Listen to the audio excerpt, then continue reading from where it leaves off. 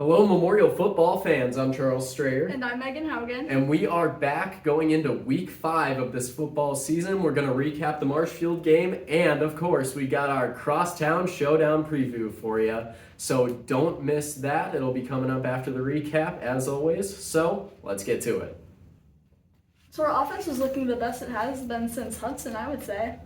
Yeah, definitely. Against Marshfield, especially in the first half, we saw a great increase in offensive production, a welcome rebound after what we saw at Stevens Point. Gunlock passing for over 250 yards, getting to all sorts of different targets. It's exactly what I was saying when I was by my lonesome last week. We had Head Key and Clark. They had 7 and 6 receptions respectively. Clark had an amazing touchdown. Shimar Simmons also played pretty well. Yeah, I agree. Simmons on the ground also provided a lot of variety in the offensive attack. He had over 180 yards, and excluding that 80-yard touchdown was a little over 4 yards a carry, which was excellent. He also got it into the end zone thrice, 2 touchdowns, and 1 2-point conversion. So that was very good. Simmons running downhill the entire game, and that definitely took its toll on the Marshfield defense. Unfortunately, something that we really struggled with was giving up those big plays, and that contributed to the loss.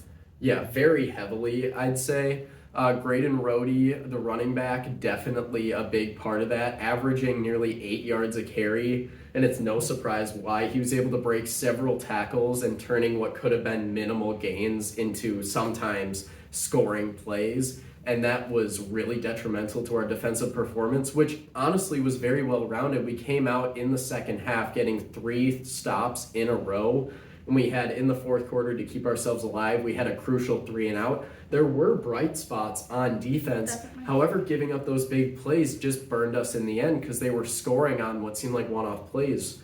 We saw Brooks Hinson, unfortunately, proved us correct in that he was a threat. A skillful pick 6, admittedly, for a pick 6, put him on the board. Gunlock's only interception, but he returned it all the way.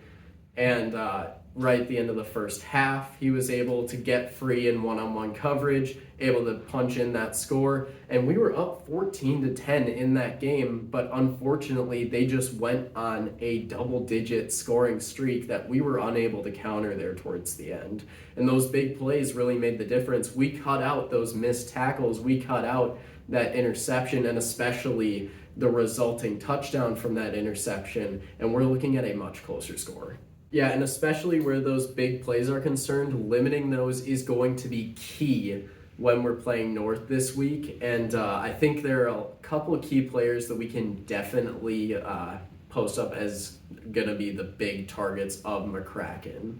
I would say those two would be Solberg and Shipman. Solberg has 268 receiving yards, and Solberg with not as many, but still quite a few.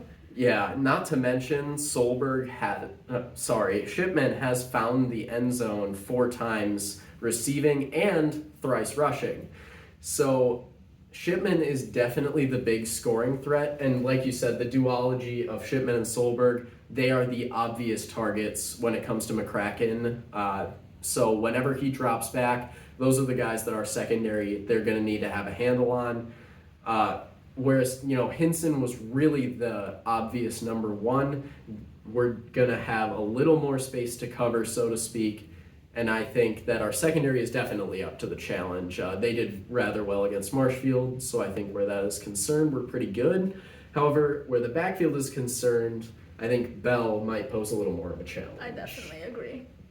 So Bell with 3.8 yards a carry so far, he's doing rather well, and I think returning talent is kind of a recurring theme here. Yeah.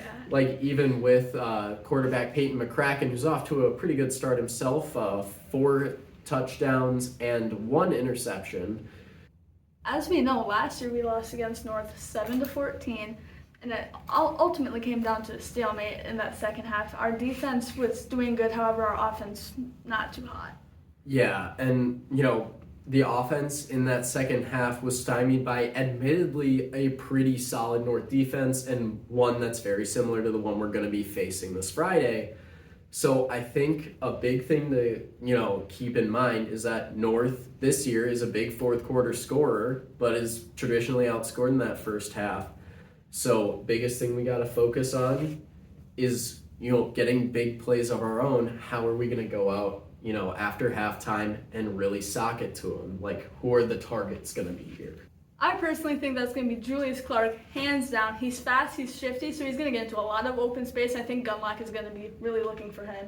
Yeah, I agree. And then I think, we'll build off of that for Marshfield. We were seeing him, he's targeting Neff, he's targeting Headkey. That receiver core, even in Tatum Ferguson's absence, is going to get a lot of attention, I think. And, Clark, he's going to be open, especially, I think, early. He's going to be getting a lot of space. However, if they start to favor his side of the field a little more, I think we've got options elsewhere, which is going to do ourselves wonders. I also think Shimar might be up for another big game. Headkey. Oh yeah, for sure.